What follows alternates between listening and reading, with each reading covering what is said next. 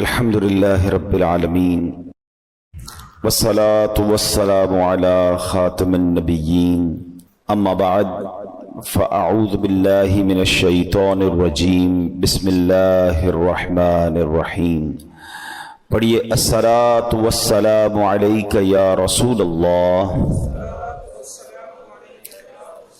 وعلى آلك وأصحابك يا حبيب الله الصلاة والسلام عليك يا نبي الله وعلى آلك وأصحابك يا نور الله۔ درود پاک پڑھنے کے بے شمار فضائل و برکات ہیں۔ مصطفیٰ جان رحمت شمع بزم ہدایت صلی اللہ تعالی علیہ وسلم کا فرمان عالی شان ہے کہ جو کوئی شخص مجھ پر 200 مرتبہ درود پاک پڑھے اس کے 200 برس کے گناہ معاف کر دیے جاتے ہیں۔ اب یہاں کسی کے ذہن میں سوال آ سکتا ہے کہ 200 برس تو ہم نے جینا ہی نہیں ہے۔ جہاں جہاں حدیثوں میں یہ جو کوانٹٹی آتی ہے نا 100 برس 200 برس، ایک اور حدیث پاک بھی ہے جو جمعہ کے دن 80 بار درود پاک پڑھے اس کے 80 برس کے گناہ معاف کر دیے جاتے ہیں۔ تو علماء یہ فرماتے ہیں اس سے مراد زندگی بھر کے گناہ ہوتے ہیں، یعنی کثرت سے رحمتیں نازل ہوں گی۔ اچھا، یہاں جب یہ 200 برس کے گناہ 80 برس کے گناہ یا پچھلے سارے گناہ معاف کرنے کی بات ہوتی ہے تو اس سے مراد صغیرہ گناہ ہوتے ہیں۔ یاد رکھیے کبیرہ گناہ جو ہوتے ہیں نا وہ توبہ سے ہی معاف ہوتے ہیں۔ تو ہمیں ہر وقت کوشش کرنی چاہیے، ہر روز کوشش کرنی چاہیے کہ ہم توبہ کرتے رہیں، اور توبہ کرنا اللہ کو بڑا پسند ہے۔ یقین کریں اللہ کو بڑا پسند ہے بندہ اس سے معافی مانگے۔ تو نبی پاک علیہ الصلوۃ والسلام آپ تو بخشے بخشائے ہیں، مگر آپ بھی روزانہ بعض روایتوں کے مطابق 100 بار استغفار کیا کرتے تھے، اللہ کے حبیب علیہ الصلوۃ والسلام۔ اور ہم سراپا گناہ گار ہیں، گناہوں کے انبار ہیں ہمارے سر پر۔ کتنا وقت گزر جاتا ہے ہم توبہ نہیں کرتے، استغفار نہیں کرتے۔ تو استغفر اللہ استغفر اللہ استغفر اللہ یہ اپنی زبان پہ رکھیں ہیں۔ استغفر اللہ ربی من کل ذنب واتوب الیہ، یہ بھی ایک استغفار ہے، اس کو ذہن میں رکھیں، پڑھتے رہا کریں، کم از کم 100 بار پڑھ لیں۔ کتنی دیر لگتی ہے؟ بلکہ مزہ پتہ کیا ہے، استغفار کرتے وقت اپنے ذہن میں اس کا معنی بھی رکھے نا۔ معافی مانگنے والا ہنستے ہوئے معافی نہیں مانگتا۔ آپ معافی مانگ رہے ہیں نا، یا اللہ معاف کر دے، میں اپنے گناہوں سے توبہ کر رہا ہوں، تو آپ کے دل کی کیفیت بھی ہو، آپ کے چہرے کی کیفیت بھی ہو۔ کیا ہی اچھا ہو آنکھیں بند کر کے مسجد کے کونے میں یا گھر میں بیٹھ کر میں اپنے گناہ یاد کر کے اللہ کی بارگاہ میں کہوں کہ استغفر اللہ ربی من کل ذنب واتوب الیہ، اللہ میں اپنے سارے گناہوں سے توبہ کرتا ہوں، معافی مانگتا ہوں، اپنے کرم سے معاف کر۔ پھر آنسو بھی بہیں گے، پھر خیال بھی آئے گا، پھر ندامت بھی ہوگی، پھر دیکھیں انشاءاللہ وہ کریم کیسا کرم فرماتا ہے۔ ایک روایت بڑی طویل روایت ہے، کبھی موقع ملا اس موضوع پہ بیان کریں گے کہ جب بندہ رب سے معافی مانگتا ہے نا، اللہ کریم اس بندے کو دیکھ کر مسکراتا ہے نا۔ جملہ کتنا پیارا ہے۔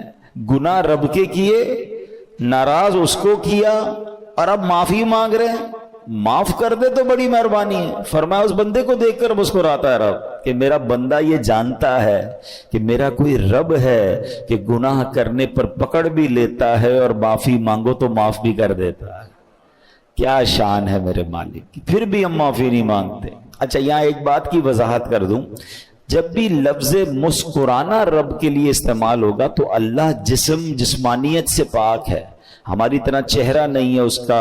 تو یہ جو مسکرانا ہے یہ ایک طرح سے یوں سمجھیے کہ یہ یوں بتایا جا رہا ہے کہ اللہ اپنی شان کے مطابق مسکراتا ہے، گویا وہ اس سے راضی ہو جاتا ہے، اپنے بندوں سے راضی ہو جاتا ہے، اس کی رحمت اس پر برستی ہے۔ تو ہمیں استغفار جو ہے، توبہ جو ہے، وہ اپنی زندگی کا دستور بنانا چاہیے۔ کوشش کریں کہ روزانہ ایک پرٹیکولر تعداد میں استغفار کرتے رہا کریں۔ ایک بار محبت کے ساتھ بآواز بلند درود پاک پڑھ لیں، صلو علی الحبیب صلی اللہ تعالی علی محمد صلی اللہ علیہ وسلم۔ ہم نے ایک ٹاپک کنٹینیو کیا ہے کہ ہم قرآن پاک کی باتیں کریں گے، قرآن پاک میں آنے والی آیتوں کو سمجھیں گے، اور ہم نے اس کے لیے کوشش کی کہ ہم پچھلے 2-3 بیانات میں ہم نے قرآن پاک کی ان آیتوں کو ڈسکس کیا ہے کہ جس میں رب کریم نے براہ راست ایمان والوں سے بات کی ہے۔ ارشاد فرمایا یا ایھا الذین آمنو، اے ایمان والو، او یو بلیورز۔ اچھا یہ بات کس سے ہو رہی ہے؟ مجھ سے اور آپ سے ہو رہی ہے۔ اور کون فرما رہا ہے؟ رب فرما رہا ہے۔ اللہ ہم سے بات کرے تو ہمیں پتہ تو ہونا چاہیے ہم سے کیا بات کی ہے، دنیا کا میسج مس نہ ہو جائے اس کی پرواہ، اللہ کا پیغام میرے لیے کیا ہے اس کی کوئی پرواہ نہیں ہوگی۔ تو ویسے تو ہمیں الگ سے ٹائم نکال کر یہ ساری آیتیں پڑھ لینی چاہیے۔ یہ 89 کے قریب آیتیں ہیں پورے قرآن میں جہاں اللہ نے مومنوں سے ڈائریکٹ بات کی ہے، یا ایھا الذین آمنو کہہ کر، اے ایمان والو کہہ کر، ٹھیک ہے۔ تو آج اسی میں سے ایک آیت انشاءاللہ ہم سمجھتے ہیں۔ اللہ کریم نے ارشاد فرمایا، یہ ہے پارہ نمبر 2 سورہ بقرہ آیت نمبر 172۔ ہم ایک سیکوینس کے ساتھ سیکھنے کی کوشش کر رہے ہیں۔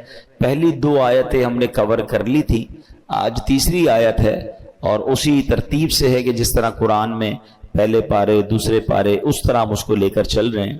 تو آج جو آیت ہے اس میں رب فرماتا ہے، یا ایھا الذین آمنوا کلوا من طیبات ما رزقناکم واشکروا للہ ان کنتم ایاہ تعبدون۔ ترجمہ، آسان ترجمہ قرآن کنز العرفان، اے ایمان والو ہماری دی ہوئی ستھری چیزیں کھاؤ اور اللہ کا شکر ادا کرو اگر تم اسی کی عبادت کرتے ہو۔ کیا خوبصورت آیت ہے۔ یعنی اس آیت میں ہمیں 2 چیزوں کی گائیڈ لائن دی گئی ہے۔ کھانا کیا ہے؟ صاف ستھری حلال طیب چیزیں، اور پھر فرمایا اور اللہ کا شکر بھی ادا کرو۔ تو کچھ اس بارے میں سمجھتے ہیں کہ اس میں رب نے کیا فرمایا ہے۔ اب یہاں پر ارشاد ہوتا ہے، اس آیت مبارکہ میں اللہ تعالیٰ نے اہل ایمان کو رزق حلال اور شکر الہی ادا کرنے کا حکم دیا ہے۔ حلال و طیب کیا چیز ہے؟ اس سے مراد وہ چیز ہے جو خود بھی حلال ہے، جیسے بکرے کا گوشت ہے، سبزی دال جو ہم چیزیں کھاتے ہیں، اور حاصل بھی حلال ذریعے سے کی گئی ہو، جیسے تجارت کے ذریعے ہو، وراثت کے ذریعے ہو، کوئی تحفہ دے، چوری رشوت ڈکیتی وغیرہ نہ ہو۔ اب یہاں ایک بات یاد آ گئی، سوشل میڈیا پہ ایک پوسٹ کچھ عرصہ پہلے دیکھی کہ ایک بندہ کہتا ہے بیرون ملک میں وہ کوئی گوشت بیچنے والا تھا یا کوئی کھانے کے سامان بیچنے والا تھا، تو وہ کہتا ہے مسلمان جب بھی میرے پاس آتے ہیں وہ یہ ضرور پوچھتے ہیں کہ یہ حلال ہے کہ نہیں، ٹھیک ہے؟ تو میرا سوال یہ ہے کہ کیا صرف حلال ذبیحہ گوشت کھانا ہی ضروری ہے، یا جس پیسے سے حلال گوشت خرید رہے ہیں وہ پیسہ بھی حلال ہونا چاہیے؟ رشوت سے کما کر، جھوٹ سے کما کر، دھوکے سے کما کر، ڈکیتی اور چوری سے کما کر، اغوا برائے تاوان کر کے اس کا رینسم، اس کا کڈنیپ کے پیسے لے کر اب میں ڈھونڈنے نکلا ہوں کہ مجھے ان پیسوں سے حلال گوشت چاہیے۔ تو یقیناً گوشت بھی حلال ڈھونڈنا ہے، کھانا بھی حلال ڈھونڈنا ہے، مگر وہ کھانا بھی حلال پیسوں سے ہے۔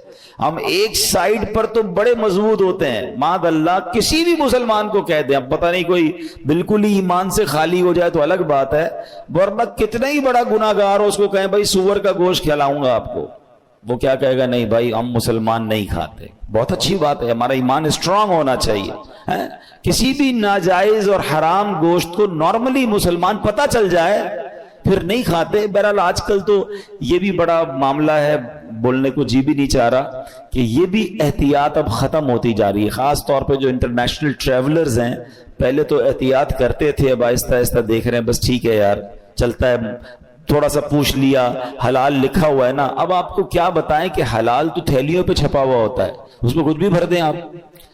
کئی چیزیں ایسی ہیں جس میں حلال لکھا ہوا ہوتا ہے، جس میں حلال لکھنے کی ضرورت ہی نہیں ہے، اب پانی کی بوتل پر حلال لکھا ہوا ہے، چپس کے پیکٹ پہ حلال لکھا ہوا ہے، بسکٹ کے پیکٹ پہ حلال یعنی آپ ذبیحہ والی چیز پر حلال لکھیں. اب تو کیونکہ کچھ جگہوں پر انٹرنیشنل قانون بن گیا ہے کہ حلال کی اسٹیمپ ہوگی تو ہمارے ملک میں آ سکے گا، تو ہر چیز پر حلال لکھ دیا.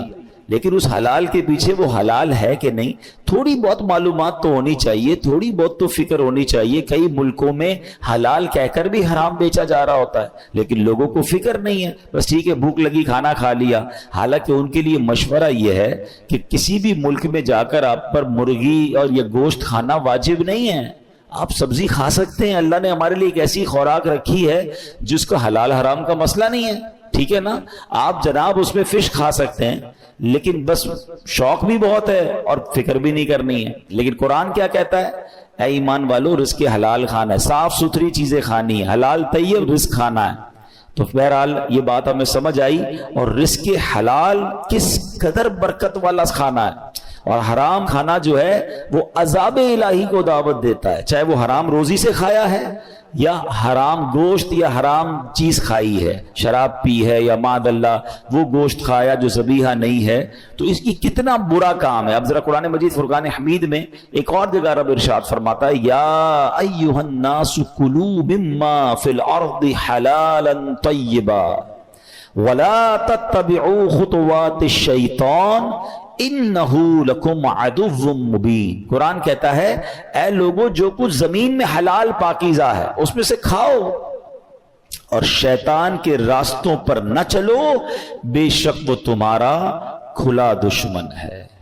تو یہ بار بار قرآن کہہ رہا ہے حلال کھانا ہے، حلال کھانا ہے. حرام کھانا یہ ساری روحانیت کو برباد کر دیتا ہے. یاد رکھیے، جس کے پیٹ میں حرام کا لقمہ جائے نا، اس کی دعائیں قبول نہیں ہوتی، اس کی عبادتیں قبول نہیں ہوتی. لیکن لوگوں کو یہ فکر ہی نہیں ہے. اچھا میں دوبارہ وہی بات کروں گا، میرے سامنے جو آڈینس ہے 99.99% لوگ حرام کھانا نہیں کھاتے. کون سا حرام؟ جو پکنے میں حرام ہے یا گوشت حرام ہے. مگر کیا اتنی احتیاط میں اس روزی کمانے میں کر رہا ہوں کہ جس روزی سے، جس پیسے سے میں وہ کھانا خرید رہا ہوں، میں خرید تو حلال بکرے کا گوشت رہا ہوں، میں خرید تو حلال سبزی رہا ہوں، میں خرید تو حلال چکن رہا ہوں، مگر جن پیسوں سے خرید رہا ہوں وہ بھی حلال ہونے چاہیے نا، ورنہ تو کھانا پھر حرام ہو گیا، روزی پھر حرام ہو گئی. ہم جتنا کانشیس، اگر آپ کو کوئی کہے کہ آپ کے محلے میں ایک غیر مسلم ہے جو چکن بیچ رہا ہے، آپ جائے نہیں لیں گے اس سے.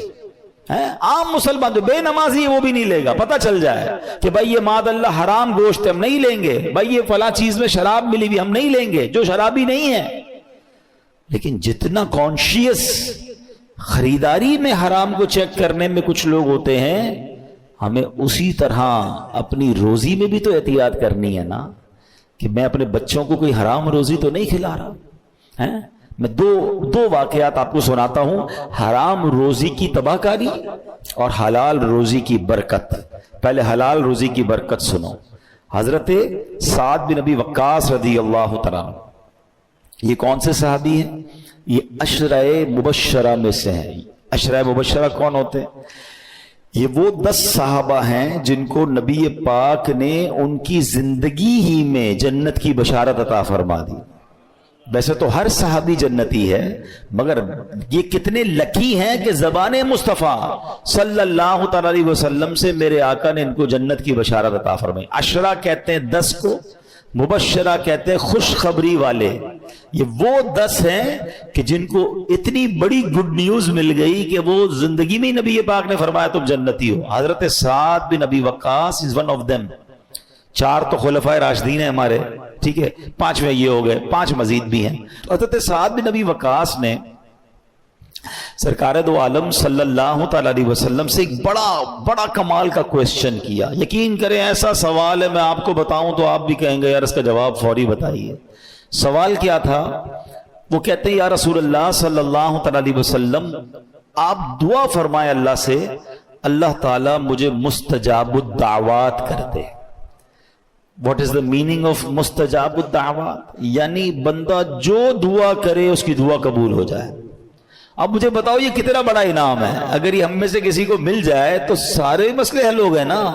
پرابلم ہوگی، بیماری ہوگی، قرضہ ہوگا، واٹ ایور پرابلم، میں نے دعا کرنی ہے اور مسئلہ حل ہو جانا ہے. سبحان اللہ، مستجاب الدعوات. تو پیارے آقا علیہ الصلوۃ والسلام نے کتنا پیارا جواب دیا. کوئی بہت لمبا چوڑا جواب نہیں دیا. نبی پاک نے یہ نہیں فرمایا سعد اتنے روزے رکھو، اتنی نمازیں پڑھو، اتنے سجدے کرو، اتنے صدقے دو، اتنا لمبا مجاہدہ کرو، پھر جا کے تم مستجاب الدعوات بنو گے. نہیں، ون لائنر آنسر فرام رسول اللہ صلی اللہ علیہ وسلم. آپ فرماتے ہیں اے سعد اپنی خوراک پاک کر لو، مستجاب الدعوات ہو جاؤ گے.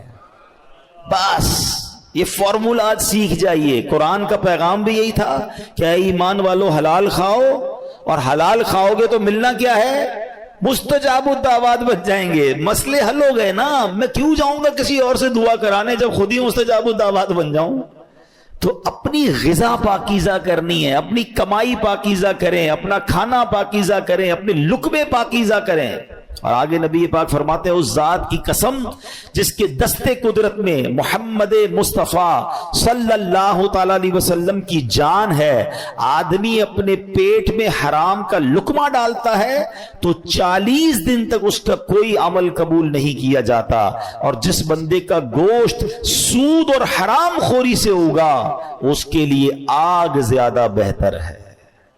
اب ذرا سوچئے وہ لوگ جو اپنے بچوں کو حرام کھلاتے ہیں، آپ ان کی نشو و نما حرام پیسوں سے کر رہے ہیں. حدیث میں کیا فرمایا؟ جو گوشت اگا ہی سود سے ہے، حرام سے ہے، وہ آگ کے لیے بہتر ہے، یعنی وہ آگ میں جل جانے کے لیے بہتر ہے. ہم نہیں سوچتے، ہم کہتے ہیں بچوں کے لیے کر رہا ہوں، اپنے لیے نہیں کر رہا جناب، بچوں کے مستقبل لیے کر رہا ہوں. آپ بچوں کو برباد کر رہے ہیں.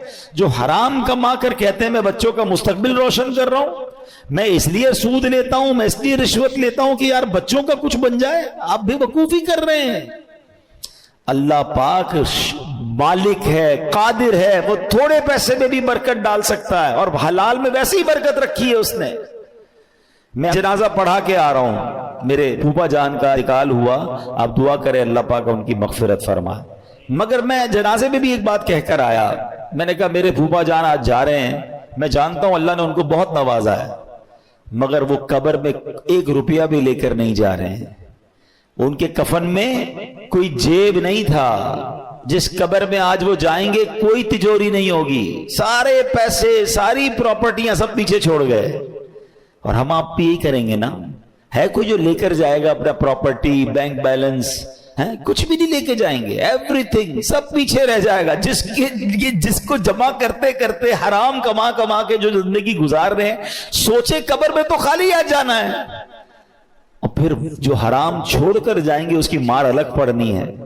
میں نے بہت پہلے بیان میں ایک جملہ کہا تھا، آج پھر ریپیٹ کرتا ہوں، اللہ کرے کسی کے دل پہ لگ جائے.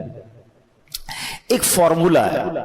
جتنے بھی یہاں بیٹھے ہیں مجھے بتائیں، ہم اپنی زندگی میں، اپنی لائف میں، اپنے کمائے ہوئے پیسے میں اپنی ذات پر کتنا خرچ کرتے ہیں؟ پرسنلی اپنے اوپر غور کیجئے گا.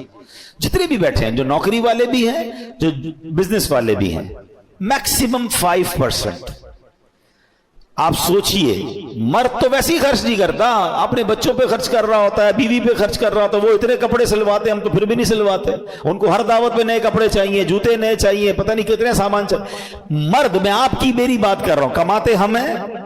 پرسنل اپنی ذات پر آپ نے جتنے زندگی میں کمائے ہیں آج تک، کبھی بیٹھ کے حساب کیجئے گا، 5% یا میکسیمم 10%. اس سے زیادہ آپ اپنی ذات پہ خرچ نہیں کرتے. یا تو بچوں پہ خرچ کرتے ہیں، یا بیوی پہ کرتے ہیں، یا ماں باپ پہ کرتے ہیں، یا دوستوں پہ کرتے ہیں، یا پھر چھوڑ کے چلے جاتے ہیں.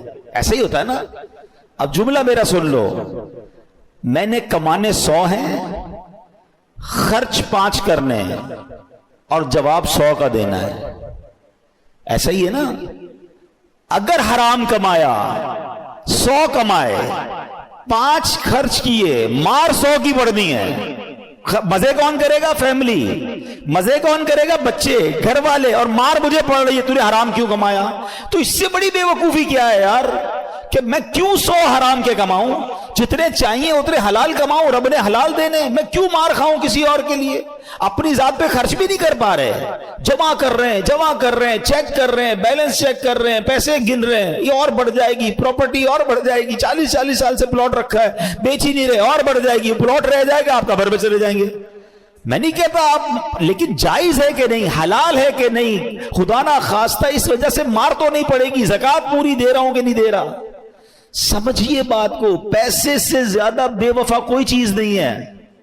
یہ جو پیسے کے پیچھے بھاگ رہی ہے نا دنیا، مجھے ایک بات بتائیں، اتنا بے وفا ہے کہ جب میرا اور آپ کا وصال ہوگا نا، جتنے پیسے بینک میں ہیں، جتنے پیسے گھر میں ہیں، جتنی پراپرٹی میری ہے، وہ سب کس کی ہو جائے گی؟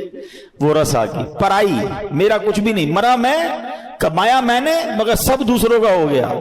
یہاں تک کہ جو میری اور آپ کی جیب میں پیسے ہوں گے نا، جب انتقال ہوگا، وہ بھی نکال لیے جائیں گے. وہ بھی کہیں گے اب یہ میت کا نہیں ہے، یہ ورثاء کے ہیں. اتنا بے وفا یار، میرے ساتھ 1 روپیہ بھی نہیں جائے گا اور میں اسی پیسے کے لیے بھاگی جا رہا ہوں. آپ کو بتاؤں شرعی مسئلہ یہ ہے کہ اگر کسی بندے کا وصال ہو جائے، بے شک وہ کروڑوں روپے چھوڑ کے مرے، اب اگر اس بندے کے ایصال ثواب کے لیے کوئی نیکی کا کام کرنا ہے نا، تو وہ بھی اس کے پیسوں سے نہیں کر سکتے جب تک اس کے وارثوں سے نہ پوچھیں. پیسہ میرا، کمایا میں نے، میں مر گیا، میرے ہی ثواب کے لیے میرا پیسہ خرچ نہیں ہو سکتا جب تک میرے وارث نہ اجازت دیں گے. اتنا بے وفا ہے یہ پیسہ. تو عقل کیا کہتی ہے کہ اسی پیسے کو حلال سے کماؤں اور اپنی زندگی میں ہی اپنے پیسے کو ایسی جگہ خرچ کر کے جاؤں کہ میں قبر میں جاؤں تو مجھے قیامت تک ثواب ملتا رہے. عقل مندی یہ ہے. پلان کیجئے اپنے مرنے کا. لوگ جینے کا پلان کرتے ہیں، عقل مند وہ ہے جو مرنے کا پلان کرتا ہے. زندگی تو ویسے ہی گزر گئی، ہم میں سے کتنے سارے لوگ ہیں 30 40 50 سال کے ہو گئے، اور کتنا جیئیں گے بھائی.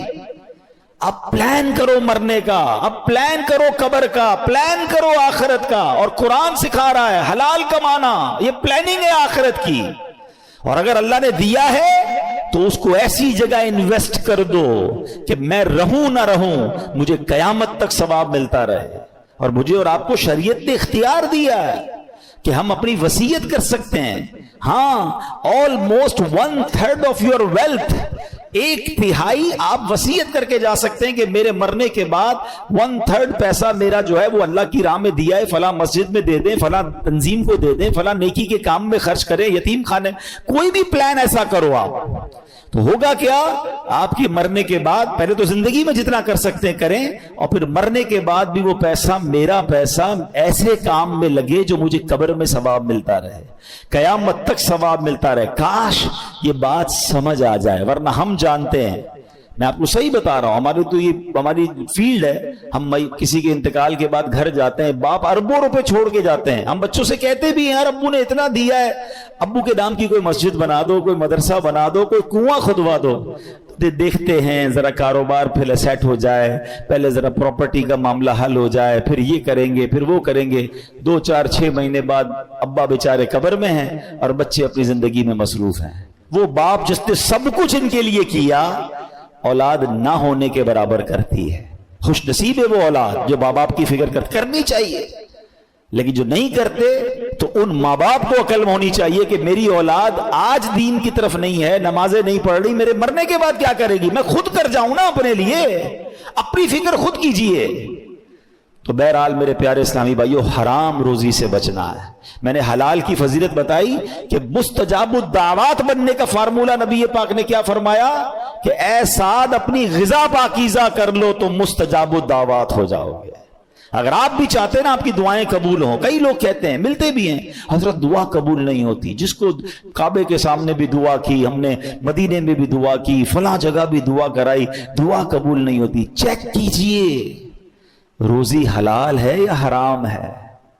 ایک اور واقعہ سناتا ہوں. حضرت موسیٰ علیہ نبینا وعلیہ الصلوۃ والسلام نے ایک بار ایک شخص کو دیکھا، وہ بڑا رو رہا تھا، یا اللہ یا اللہ یا اللہ میری دعا قبول کر لے.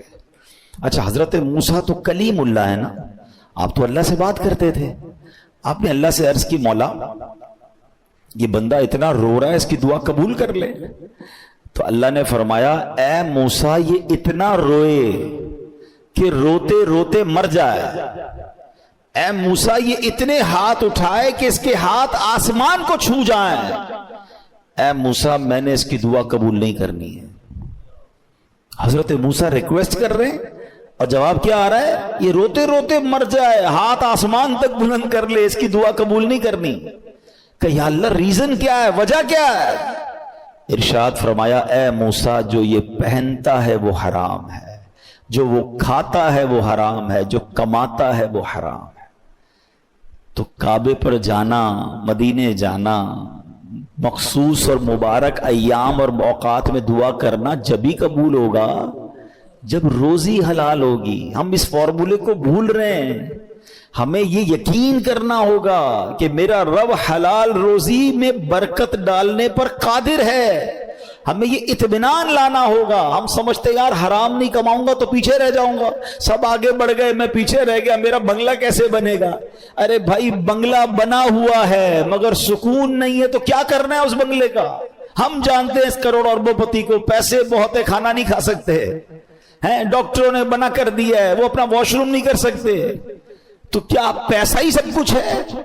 آپ کو اللہ نے پیسہ نہیں دیا، صحت دی ہے. خدا کی قسم اب تو دنیا کے بھر کے لوگ کہتے ہیں کہ صحت سے بڑھ کر ویلتھ ہی کوئی نہیں ہے. آپ کا ذہنی سکون، پیس آف مائنڈ، یہ سب سے بڑی دولت ہے. ہم کہتے نہیں پیسہ چاہیے، حرام سے آ جائے، کسی طرح آ جائے. کئی پیسے کمانے، حرام کمانے والوں کو دیکھا رات سوتے نہیں ہیں، ان کو ٹیبلٹ کے بغیر نیند نہیں آتی، ڈپریشن الگ چل رہا ہے ان کا. ارے کیا کرنے ایسے پیسے کو؟ آپ سکون کی نیند سوتے ہو، اس سے اچھی کون سی نعمت ہے؟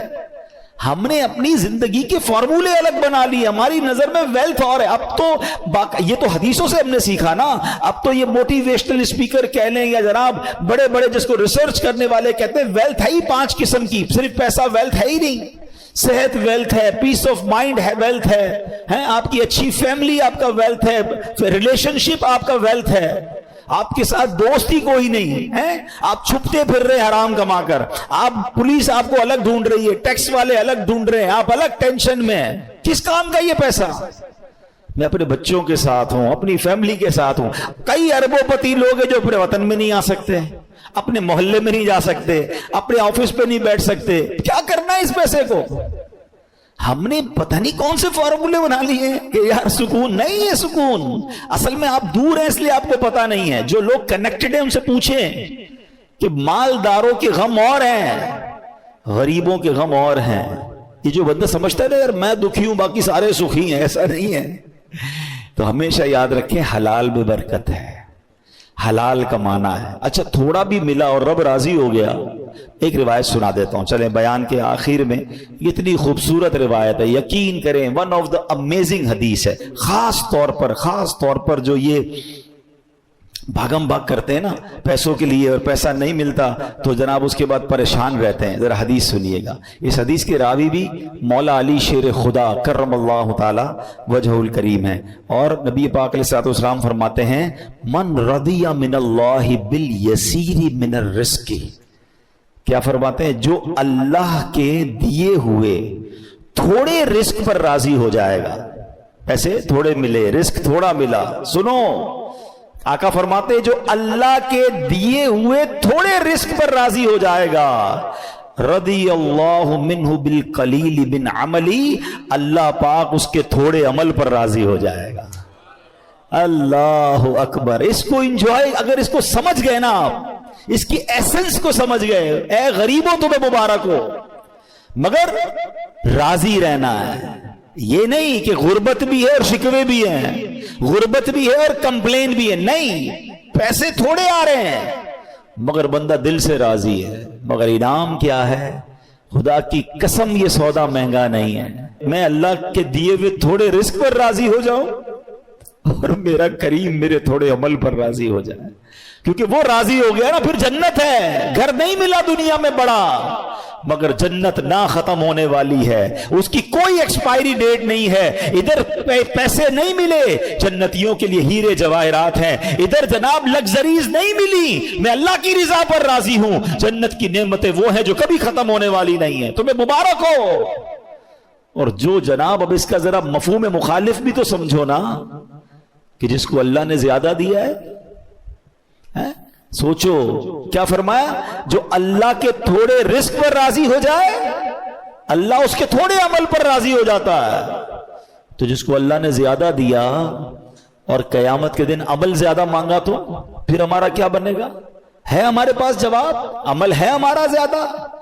بلکہ ادھر تو معاملہ اور الٹا ہے، غریب آدمی زیادہ نیکیاں کر رہا ہے نارملی، اور امیر آدمی جس کو اللہ نے بہت نوازا وہ اور نیکیوں سے دور ہو گیا۔ ہونا کیا چاہیے تھا کہ جتنا اللہ عطا فرماتا اتنا میں اور عبادت کرتا، اور شکر کرتا، اور سجدے کرتا۔